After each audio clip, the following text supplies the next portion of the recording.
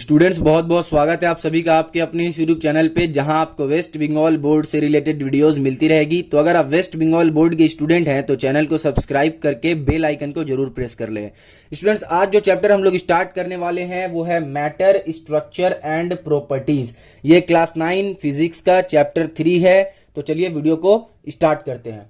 तो देखिए, सबसे पहले हम लोग समझ लेते हैं कि ये जो मैटर है वो कितने टाइप का होता है। ये मैटर कितने टाइप का होता है, तो ये हम सभी को मालूम है कि मैटर कितने टाइप का होता है। मैटर जो है वो 3 टाइप का होता है। एक होता है हमारा सॉलिड, एक होता है हमारा लिक्विड, एंड जो हमारा लास्ट है वो है गैस। तो कोई भी चीज जो है वो हमारा 3 ही फॉर्म में एग्जिस्ट करता है, या तो वो सॉलिड होगा, या तो वो लिक्विड होगा, या तो फिर वो गैस होगा। ओके, तो सॉलिड के बारे में हम लोग जान लेते हैं। तो सॉलिड का जो 2 प्रॉपर्टी है ये है कि इसका जो है डेफिनेट वॉल्यूम होगा एंड इसका डेफिनेट यहाँ पे शेप भी होता है। इसी तरह से अगर लिक्विड का बात करें तो लिक्विड में सिर्फ और सिर्फ डेफिनेट वॉल्यूम होता है। बाकी लिक्विड को जिस कंटेनर में हम लोग रख देंगे वो उसका शेप को अक्वायर कर लेगा। इसी तरह से अगर गैस का हम लोग बात करें तो गैस का ना ही डेफिनेट वॉल्यूम होता है और ना ही डेफिनेट शेप होता है। अगर गैस को हम लोग एक बड़ा सा कंटेनर में रख देंगे तो वो कंटेनर का जितना वॉल्यूम है वो पूरा का पूरा गैस अक्वायर कर लेगा। इसी तरह से गैस को अगर हम लोग कंटेनर में रखेंगे तो उस कंटेनर का शेप भी ये अक्वायर कर लेगा। तो गैस में ना ही हमारा डेफिनेट वॉल्यूम होता है और ना ही डेफिनेट शेप होता है। तो ये तो हो गया कुछ बेसिक मैटर के बारे में कि मैटर कितने फॉर्म में एग्जिस्ट करता है। इस चैप्टर में जो हम लोग बेसिकली फोकस रखेंगे, इस चैप्टर में जो बेसिकली हम लोग समझेंगे डीपली, वो क्या है, वो है हमारा लिक्विड। तो लिक्विड के बारे में इस चैप्टर में हम लोग अच्छी तरीके से समझेंगे। तो इस चैप्टर में फर्दर मूव करने से पहले हम लोगों को 2-3 टर्म जो है वो पता होना चाहिए। वो टर्म क्या क्या है? वो टर्म है हमारा, सबसे पहला है वो है थ्रस्ट। तो थ्रस्ट क्या है वो हम लोगों को यहाँ पे पता होना चाहिए। अब यहाँ पे थ्रस्ट क्या है वो मैं आपको एक सिंपल लैंग्वेज में समझा देता हूं। देखिए, किसी भी कंटेनर में अगर हम लोग लिक्विड को रखेंगे, किसी भी कंटेनर में अगर हम लोग लिक्विड को रखते हैं तो वो जो लिक्विड है वो कुछ ना कुछ फोर्स तो जरूर वो एग्जर्ट करेगा। किस चीज के ऊपर? जिस कंटेनर में वो रखा हुआ है उसके साइड वॉल पे या फिर उसके नीचे, उसके हर सरफेस पे वो कुछ ना कुछ फोर्स तो जरूर एग्जर्ट करेगा, जो भी लिक्विड रहेगा। तो वो जो फोर्स एग्जर्ट कर रहा है उसी को थ्रस्ट हम लोग कहते हैं। ठीक है, इसका मतलब ये हो गया कि थ्रस्ट जो है वो फोर्स के सिमिलर है। लेकिन यहां पे हम लोग किस चीज का बात कर रहे हैं? यहाँ पे लिक्विड का बात कर रहे हैं। तो इसीलिए हमारा यहाँ पे किस चीज को हम लोग यहाँ पे लिखेंगे? फोर्स के जगह पे हम लोग थ्रस्ट को इस्तेमाल करेंगे। तो थ्रस्ट वर्ड से आप लोगों को डरना नहीं है, ये एकदम सिमिलर है, फोर्स के एकदम पूरा सिमिलर है। अब हम लोग यहाँ पे एक और टर्म के बारे में बात करते हैं, वो है हमारा फ्लूइड, जो कि इस चैप्टर में आपको हो सकता है बहुत बार सुनने को मिल सकता है। तो ये फ्लूइड वर्ड जो है वो क्या है? देखिए, हमारा जो 3 तरह का जो स्टेट था, यानी 3 तरह का स्टेट ऑफ मैटर था, क्या क्या था? एक हमारे पास था लिक्विड, एक हमारे पास था सॉलिड और एक था गैस। तो लिक्विड और जो गैस है वो दोनों क्या कर सकता है? वो दोनों फ्लो कर सकता है, इसीलिए उसको क्या कहेंगे? उसको फ्लूइड कहते हैं हम लोग। इस हिसाब से क्या हुआ? इस हिसाब से जो हमारा लिक्विड है वो भी फ्लूइड हो गया। अब हम लोग बात करते हैं कि लिक्विड का प्रेशर क्या होता है। प्रेशर क्या होता है लिक्विड का, वो हम लोग बात कर लेते हैं। तो देखिए, किसी भी पॉइंट पे अगर हम लोग प्रेशर निकालें, किसी भी पॉइंट पे हम लोग प्रेशर निकालें तो वो क्या होगा? वो जो ये नॉर्मल फोर्स वहां पे एग्जर्ट कर रहा है पर यूनिट एरिया, वही होगा और यहां पे कुछ भी एक्स्ट्रा नहीं होगा। मतलब प्रेशर के बारे में जो हम लोगों ने पढ़ा था, सिंपल वही यहां पे भी अप्लाई होगा। ठीक है, क्या अप्लाई होगा यहाँ पे? यहाँ पे ये होगा कि जो हमारा प्रेशर होगा किसी भी, यहाँ पे अगर मान लीजिए इस पॉइंट पे प्रेशर देख ले, या फिर इस पॉइंट पे प्रेशर देखे, या फिर इस पॉइंट पे प्रेशर हम लोग चेक करें, तो जो हमारा प्रेशर होगा वो इस जगह पे जो नॉर्मल फोर्स अप्लाई हो रहा है पर यूनिट एरिया, वही यहाँ पे प्रेशर होगा। इसका मतलब ये हुआ कि अगर हम लोग किसी भी पॉइंट पे अगर देखें, एक कंटेनर में, जिस कंटेनर में फ्लूइड रखा हुआ है, उस कंटेनर का किसी भी पॉइंट पे अगर हम लोग प्रेशर को निकालें तो प्रेशर क्या होगा? वो प्रेशर जो है वो नॉर्मल फोर्स होगा जो कि वो फ्लूइड एग्जर्ट कर रहा है per unit wall of the container बोल सकते हैं, या फिर पर यूनिट सरफेस के ऊपर कर रहा है, पर यूनिट एरिया के ऊपर कर रहा है। तो यहां पे हम लोगों का प्रेशर वाला टर्म भी क्लियर हो गया। लेकिन आपके बुक में प्रेशर का एक और चीज दिया हुआ होगा, वो क्या है? प्रेशर इज इक्वल टू दिया हुआ होगा H रॉ G। ठीक है, ये थोड़ा पी टाइप का होता है, ये कुछ इस तरह से होता है। H रॉ G दिया हुआ होगा आप लोगों के बुक में। तो आखिरकार pressure is equal to H rho G कैसे होता है लिक्विड के केस में, वो हम लोग अभी अच्छे से डिटेल में समझेंगे और इसको डिराइव करके भी हम लोग देखेंगे। ओके, तो सबसे पहले हम लोगों को इसके लिए क्या करना होगा, इसके लिए सबसे पहले एक कंटेनर को ड्रॉ करना होगा और उसके बाद हम लोग उसमें प्रेशर निकालेंगे कि प्रेशर जो है वहां पे कितना हो रहा है और किस तरह से हमारा प्रेशर जो है वो H रॉ G के बराबर होता है। तो सबसे पहले एक कंटेनर को हम लोग यहाँ पे ड्रॉ कर लेते हैं। अब इस कंटेनर में हम लोगों को क्या करना है, इस कंटेनर में मान लीजिए कि आपसे पूछ दिया गया कि इस पॉइंट पे बताइए प्रेशर क्या होगा। ठीक है, इस पॉइंट पे आप बताइए कि प्रेशर क्या होगा। तो आप प्रेशर कैसे निकालेंगे, आप pressure simply H raw and G, बस H रॉ G लिखिएगा, तीनों का आपको गिवन रहेगा। क्या गिवन रहेगा, तीनों का वैल्यू गिवन रहेगा, आप सिंपली उसको पुट कीजिएगा, निकाल लीजिएगा। लेकिन ये H रॉ G क्या है और pressure is equal to H rho G क्यों होता है, ये अभी हम लोग समझेंगे, डेरिवेट करेंगे। और ये जो डेरिवेशन है H रॉ G वाला वो बहुत ही ज्यादा इंपॉर्टेंट है आप लोगों के लिए, आप लोगों का एग्जाम के लिए, क्योंकि एग्जाम में ये पूछा जा सकता है आप लोगों से। तो देखिए यहाँ पे जो भी हमारा प्रेशर अप्लाई हो रहा होगा, यहाँ पे जो भी प्रेशर अप्लाई हो रहा होगा वहां पे कुछ ना कुछ तो एक एरिया होगा। ठीक है, यानी कुछ ना कुछ एरिया के ऊपर हमारा फोर्स एग्जर्ट हो रहा होगा जिसके कारण वहां पे प्रेशर अप्लाई हो रहा है। बात समझ में आ रही है आप लोगों को। तो मान लीजिए कि यहाँ पे एक वर्टिकल कॉलम ले लेते हैं हम लोग कुछ इस तरह से। ठीक है, कुछ इस तरह से वर्टिकल कॉलम ले लेते हैं, क्योंकि हम लोगों को इस पॉइंट का प्रेशर निकालना है कि इस पॉइंट पे जो है वो प्रेशर कितना है। इसके लिए हम लोगों को एक और चीज पता होना चाहिए, वो ये होना चाहिए कि जिस भी पॉइंट पे निकाल रहे हैं उस पॉइंट का जो हाइट है, उस पॉइंट का जो डेप्थ है हमारा लिक्विड के सरफेस से, यानी लिक्विड का सरफेस यहां है और हम लोग यहां का अगर निकालना चाह रहे हैं कि प्रेशर कितना है, तो हम लोगों को ये हाइट जो है वो मालूम होना चाहिए। क्लियर है। तो यहां पे हम लोग हाइट को जो है वो H मान लेते हैं कि ये जो हाइट हमारा है यहां से यहां तक, वो हाइट कितना है, H हमारा है हाइट। ओके, नेक्स्ट हम लोगों को यहाँ पे क्या पता है कि ये जो वहां पे फोर्स अप्लाई हो रहा है वो कुछ ना कुछ एरिया में फोर्स अप्लाई हो रहा होगा। तो जो भी एरिया में फोर्स अप्लाई हो रहा है उसको अगर हम लोग क्या कर ले रहे हैं, यहाँ पे एरिया को हम लोग ए से डिनोट कर रहे हैं। एक और चीज यहाँ पे आप लोग देख रहे हैं कि रॉ, ये रॉ क्या है, ये रॉ सिंपली डेंसिटी है। अब जो भी आपको फ्लूइड दिया हुआ रहेगा वो आपका वाटर भी हो सकता है या कोई और फ्लूइड भी हो सकता है, तो उसका जो डेंसिटी होगा उसी को हम लोग रॉ से डिनोट करते हैं। तो रॉ हमारा क्या हो गया, रॉ इज इक्वल टू हमारा हो गया डेंसिटी हो गया। यहां तक तो हम लोगों को समझ में आ गया। और ये जी क्या है, तो जी है ग्रेविटी का जो एक्सेलरेशन है, उसी को हम लोग यहाँ पे जी से डिनोट कर रहे हैं। तो यहां तक आप लोगों को समझ में आ गया कि एच जो है वो हमारा ये हाइट है और ए जो है वो जिस भी पॉइंट पे हम लोग ये प्रेशर निकालेंगे उस पॉइंट का एरिया है। और रॉ क्या है, जो भी लिक्विड, जो भी फ्लूइड हम लोगों को दिया हुआ है उसका डेंसिटी है। और ग्रेविटेशन हम लोगों को मालूम है कि ग्रेविटी जो पुल कर रहा है हम लोगों को, वही यहाँ पे ग्रेविटेशन का वैल्यू होगा। यहां तक क्लियर है। अब हम लोग आते हैं कि प्रेशर को हम लोग स्टैंडर्ड फॉर्म में क्या लिखते हैं, pressure is equal to force per unit area, यही लिखते हैं। लेकिन यहाँ पे force is equal to pressure is equal to यहाँ पे एच रॉ जी कैसे आया वो अभी समझते हैं। देखिए फोर्स इज इक्वल टू हम लोगों ने क्या पढ़ा है, फोर्स इज इक्वल टू हम लोगों ने पढ़ा है मास इंटू एक्सेलरेशन, मास इंटू एक्सेलरेशन पढ़ा है। ये तो हम लोगों ने कौन से चैप्टर में भी इससे पिछले वाले चैप्टर में हम लोगों ने ऑलरेडी ये पढ़ लिया, जो कि हमारा क्या था, फोर्स एंड मोशन था शायद। हाँ, तो उसमें हम लोगों ने ये पढ़ा था कि force is equal to mass into acceleration होता है। अब मास का वैल्यू क्या होता है वो हम लोग समझते हैं। तो देखिए डेंसिटी इज इक्वल टू क्या पढ़े थे हम लोग, डेंसिटी इज इक्वल टू हम लोग पढ़े थे मास by volume, mass by volume हम लोगों ने पढ़ा था। ठीक है, एक एक चीज को मैं क्लियरली आप लोगों को समझा रहा हूं ताकि आपको ये समझ में आ जाए कि ये जो प्रेशर है वो एच रॉ जी के बराबर क्यों है। तो देखिए डेंसिटी इज इक्वल टू क्या था, density is equal to mass by volume होता था। अब यहां से अगर हम लोगों को मास निकालना है तो मास इज इक्वल टू क्या हो जाएगा, mass is equal to density into volume हो जाएगा। इसमें तो कोई डाउट नहीं है आप लोगों को कि यहां से वॉल्यूम यहां गया तो मल्टीप्लीकेशन में चला गया।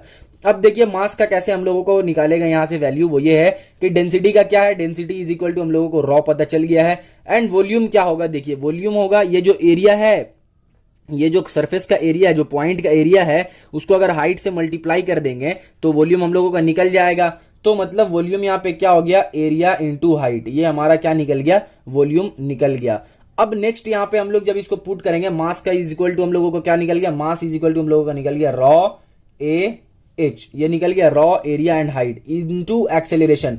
अब यहाँ पे एक्सेलरेशन किस चीज के कारण हो रहा है, तो यहाँ पे एक्सेलरेशन हमारा ग्रेविटी के कारण हो रहा है। तो यहाँ पे क्या लिखेंगे, जी लिख देंगे। दैट मीन्स के फोर्स इज इक्वल टू हमारा यहाँ पे क्या डिराइव हो गया, फोर्स इज इक्वल टू हमारा डिराइव हो गया रॉ ए एच जी, ये यहाँ पे ड्राइव हो गया। यहां तक तो आप लोगों को समझ में आ गया क्लियरली।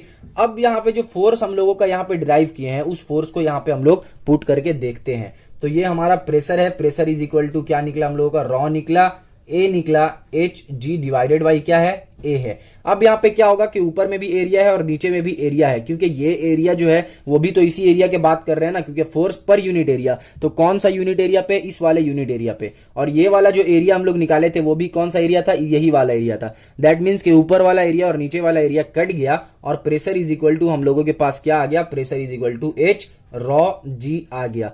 तो उम्मीद है कि आप लोगों को समझ में आ गया होगा कि किस तरह से pressure is equal to H rho G आता है। दोबारा आप लोगों को ये जो डेरिवेशन है वो रटना नहीं पड़ेगा। यहाँ पे मैंने एक एक टर्म को अच्छे से एक्सप्लेन करके आप लोगों को समझा दिया है। फिर भी अगर आप लोगों को यहाँ पे कोई भी डाउट है इस वाले डेरिवेशन में तो आप कमेंट सेक्शन में जाकर जरूर पूछ सकते हैं। अब हम लोग अपने नेक्स्ट पॉइंट की तरफ बढ़ते हैं, जो है कैरेक्टरिस्टिक्स ऑफ लिक्विड प्रेशर, यानी लिक्विड प्रेशर का क्या क्या कैरेक्टर होगा उसके बारे में हम लोग यहाँ पे थोड़ा सा ब्रीफ जान लेते हैं।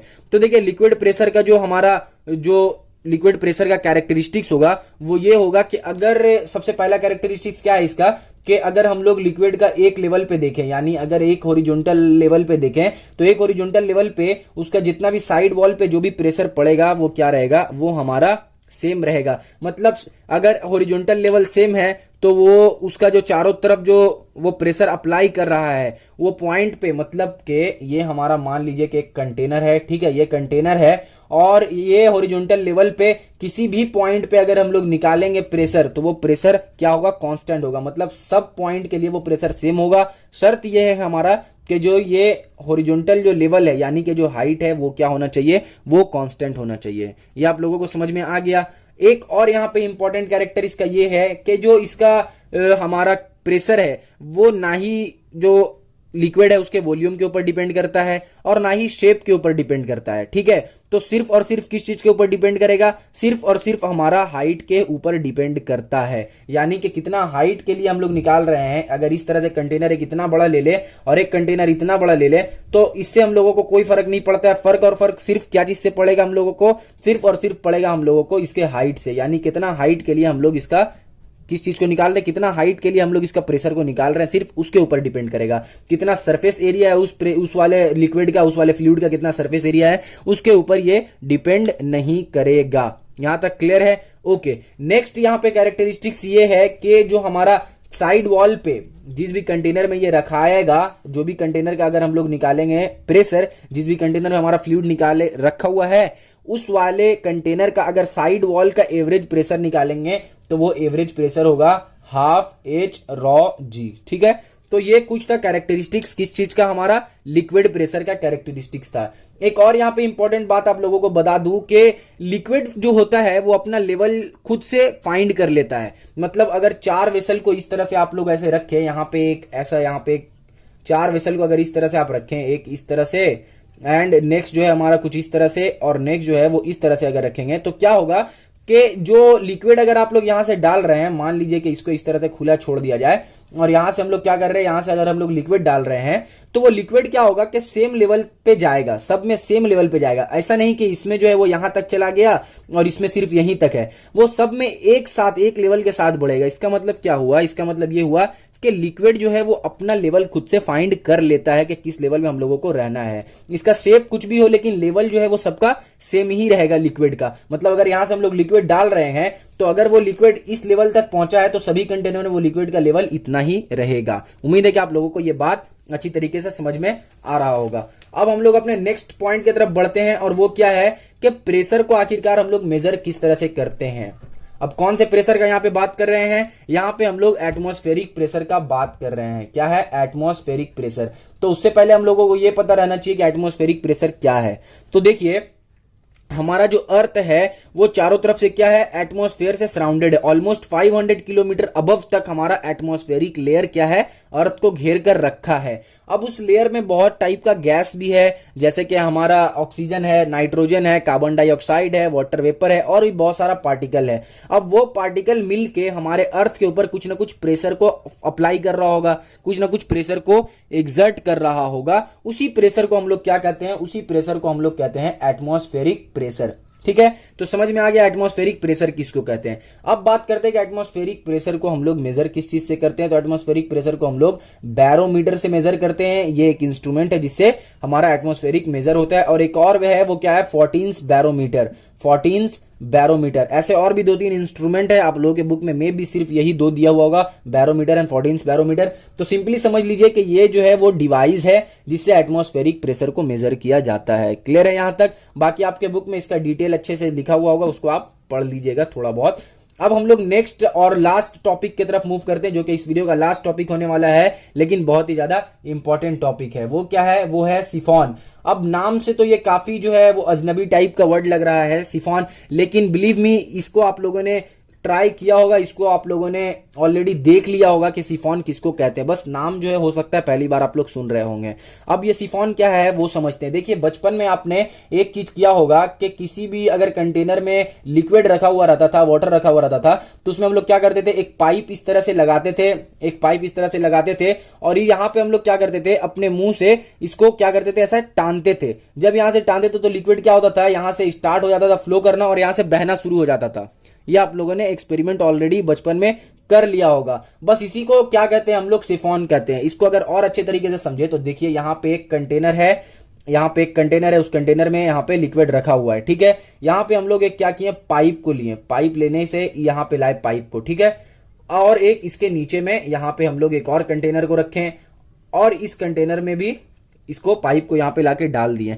अब हम लोग क्या कर रहे थे, हम लोग जब पहले हम लोगों ने बचपन में जो किया था, वो यहाँ पे हम लोग अपने जो मुंह से क्या कर रहे थे, यहाँ पे वैक्यूम क्रिएट करके इसको लिक्विड को टान रहे थे इस तरफ। लेकिन यहाँ पे हम लोग क्या करेंगे, यहाँ पे हम लोग पहले ये जो पाइप है उसको उस फ्लूइड से भर देंगे जिस फ्लूइड को हम लोगों को यहाँ पे ट्रांसफर करना है, ठीक है। उस फ्लूइड से भर देंगे, और भर कर जो पाइप का दोनों एंड है उसको क्लोज करके दोनों वेसल में डीप कर देंगे। जैसे ही डीप करेंगे तो क्या होगा, यहाँ पे लिक्विड जो है वो बहना शुरू हो जाएगा। लेकिन इसका कुछ कंडीशन है, वो कंडीशन क्या है हम लोग वो समझते हैं। तो देखिए, इसका जो कंडीशन है वो ये है कि जिस भी वेसल से हम लोगों को पानी निकालना रहेगा, फ्लूइड निकालना रहेगा, उस वेसल को हम लोग ऊपर रखेंगे, ठीक है। और जिस वेसल में हम लोगों को डालना रहेगा उस वेसल को हम लोग नीचे रखेंगे। ये भी आप लोगों ने ऑलरेडी ट्राई कर लिया है बचपन में, जब आप वो वाला एक्सपेरिमेंट किए थे, यानी पाइप को मुंह से टान के जब लिक्विड आपने निकाला था, तो क्या कर रहे थे आप कि पाइप को नीचे रखते थे। मान लीजिए कि इस वाले कंटेनर से अगर आप निकाल रहे थे पाइप से, तो क्या कर रहे थे, यहाँ पे आप पाइप को नीचे रख रहे थे, यहाँ पे आप नहीं रख रहे थे, क्योंकि यहाँ पे अगर आप रखिएगा, इस जगह पे अगर आप रखिएगा तो लिक्विड बाहर नहीं आएगा। हम लोग पाइप को नीचे रखते थे। तो सिंपल हम लोगों को क्या करना है कि जिस वेसल से हम लोगों को लिक्विड निकालना है उसको ऊपर रखेंगे, और जिस वेसल में लिक्विड को डालना है वो जो लिक्विड है उसको नीचे रखेंगे, ठीक है। क्लियर है यहां तक? ओके। अब ये जो सिफॉन है वो किस काम में इस्तेमाल होता है? तो सिफॉन जो है वो एक ऐसा डिवाइस है जिससे हम लोग लिक्विड को क्या कर सकते हैं, एक वेसल से दूसरे वेसल में ट्रांसफर कर सकते हैं without loss of any liquid. यानी जो भी लिक्विड रहेगा उसका थोड़ा सा भी हमारा लॉस नहीं होगा, थोड़ा सा भी उसमें कोई बर्बादी नहीं होगा, और हमारा वेस्ट नहीं होगा लिक्विड, और डायरेक्टली क्या होगा, दूसरे वेसल में वो ट्रांसफर हो जाएगा। तो सिफॉन का सिंपली यही काम है। उम्मीद है कि इस वीडियो में मैंने आपको जो भी समझाया है वो आप लोगों को अच्छी तरीके से समझ में आ गया होगा। अगर आपको ऐसा लगता है कि ये वीडियो आपके क्लासमेट्स की हेल्प कर सकता है, उनको भी उनकी स्टडी में कुछ हेल्प मिल जाएगा, तो वीडियो को अपने क्लासमेट्स तक जरूर शेयर करें। और अगर आपको वीडियो अच्छा लगा है तो चैनल को सब्सक्राइब करें, बेल आइकन को जरूर दबाएं, ताकि जब मैं इसका नेक्स्ट पार्ट अपलोड करूं तो आप लोगों को इन्फॉर्मेशन मिल जाए। मिलता हूं आपसे नेक्स्ट वीडियो में, तब तक के लिए अपना ख्याल रखें। Thank you.